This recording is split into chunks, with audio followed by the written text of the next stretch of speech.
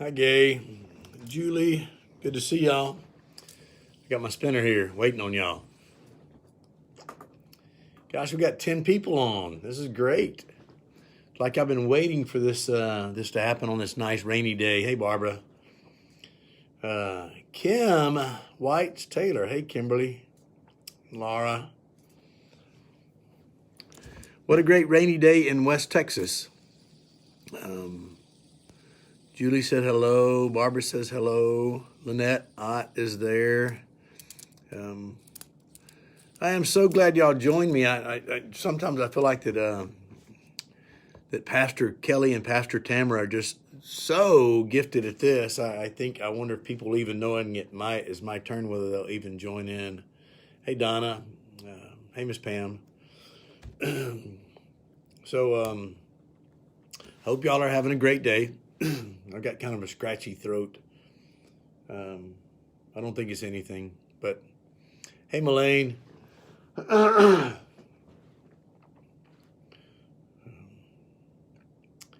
Hey, Diane. Hope everybody's dry.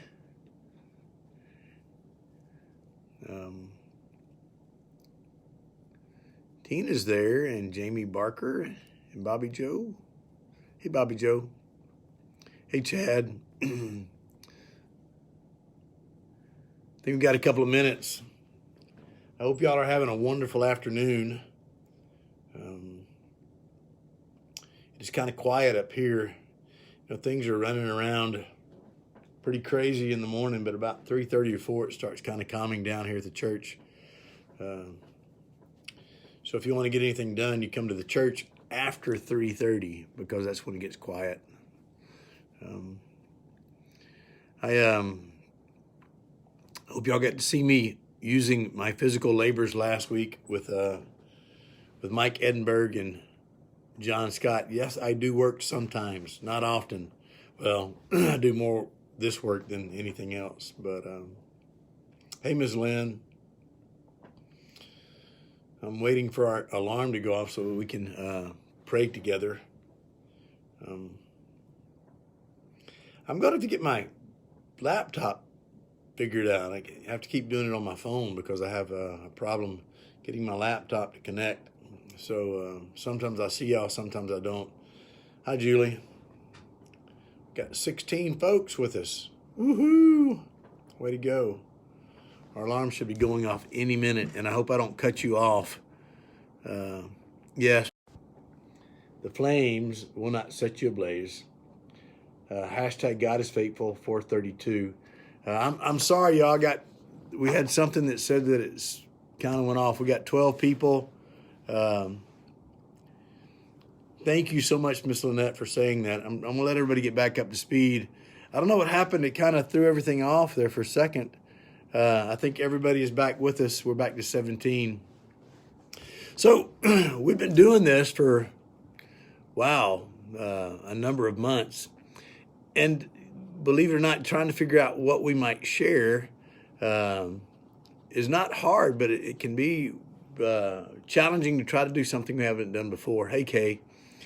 And so I was looking over some old thoughts that I had, and I ran across an old story, that I hadn't heard before, that I think is old because I found it a lot of places on the internet, and it got me to thinking about those things are important in our life. So if I were to invite you to share some of the things that you think are important in life, what would they be? Anybody want to put anything on the comment section? Yeah, Laura, it froze up. I hope that I'm back with you. So what are some things that y'all think are important? Of course, food, staples in life. Our faith is important. But I ran across a story that I want to read to you. Family's important. That's exactly right. Y'all may have heard this, but I hadn't heard it. And so please, I love stories. And if there's a story I can find, family, exactly. Stories tend to put things in a good spot. So I'm going to read this to you and make a few comments, and hopefully y'all will be as blessed by it as I will. So here it goes. Charles Plum was a U.S. Navy jet pilot in Vietnam. After 75 combat missions, his plane was hit by a surface-to-air missile. Plum ejected and parachuted into enemy hands. He was captured and spent 6 years in a Viet Cong prison. He survived the ordeal and now lectures on lessons learned from his experience. One day, Plum and his wife were sitting at a restaurant. A man at another table came up and said, "You're Plum. You flew jet fighters in Vietnam from an aircraft carrier, the Kitty Hawk. You were shot down." "How in the world did you know that?" Plum asked. The man replied, "I packed your parachute." Plum gasped in surprise and gratitude. The man pumped his fist. "I guess it worked." To which Plum assured him, "It sure did. If your chute had not worked, I wouldn't be here today." Plum couldn't sleep that night thinking about that man. Plum says, "I kept wondering what he looked like in a Navy uniform. A white hat, a bib in black in the back, bell-bottom trousers. And I wonder how many times I might have seen him and not even said, 'Good morning, how are you, or anything else, because, you see, I was a fighter pilot, and he was just a sailor."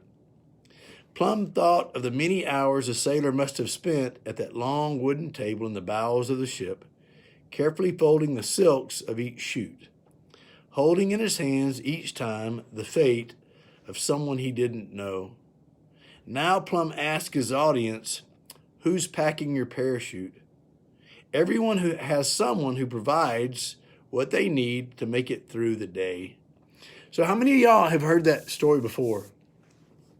Probably a lot. I hadn't heard it. And it goes on to say, who's packing your chute? I think when we think about things that are important in our life, I think one thing that we often forget is how many people are working behind the scenes encouraging us and allowing us to make it through the day. I ran across a scripture that I thought was pretty appropriate. It's from 1 Thessalonians 5:11 through 15. It goes this way. "Therefore, encourage one another and build each other up, just as in fact you are doing. Now we ask you, brothers and sisters, to acknowledge those who work hard among you, who care for you in the Lord, and who admonish you. Hold them in the highest regard and love because of their work. Live in peace with each other, and we urge you, brothers and sisters, warn those who are idle and disruptive, encourage the disheartened, help the weak, be patient with everyone. Make sure that nobody pays back wrong for wrong, but always strive to do what is good for each other and for everyone else." So I think in this day and time, it's probably true for every generation, every season, but I think being an encourager is something that we cannot ever fathom the depths to which that allows people to make it from day to day. Those people that encourage us when we're down, that say, "Hello, how are you doing?" Or those who help us up when we fall, maybe trip on a jog. How many people are we helping? It's so easy for us to find ourselves being critical rather than being uplifting. But as we look at our faith, I think God calls us to be parachute packers for those around us. And again, we never know exactly how important our willingness to see even the most, what we might think of as insignificant people in our life, as we seeing them as valuable gifts from God, how we might reach out to them and say thanks. So what I want you to do today and the rest of the week is just try to figure out ways that we can recognize those people that are giving us encouragement, that are allowing us to make it from day to day.